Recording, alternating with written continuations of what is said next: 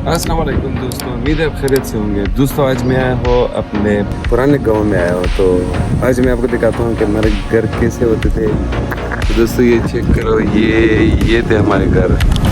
ये सामने जो आपको नज़र आ रहा है ये हमारे मकान थे। ये हमारा मकान है। तो मकान के सामने मैं आपको नज़ारा दिखाता हूँ। ये है सारा नज़ारा, बहुत ही खूबसूरत नज़ारा है दोस्तों। आप देख सकते हो कि कितना प्यारा नज़ारा है। वहाँ पे वो सामने टूची है, उधर जो नीचे है, अगर मैं आपको जूम कर सकूँ, ये देखिए वो सामने टूची है, वहाँ पे टूची नज़र आ रहा है। वहाँ पे जब बारिश होता है बहुत ज़्यादा पानी आता है, जब ज़्यादा बारिश होता है तो ज़्यादा पानी आता है।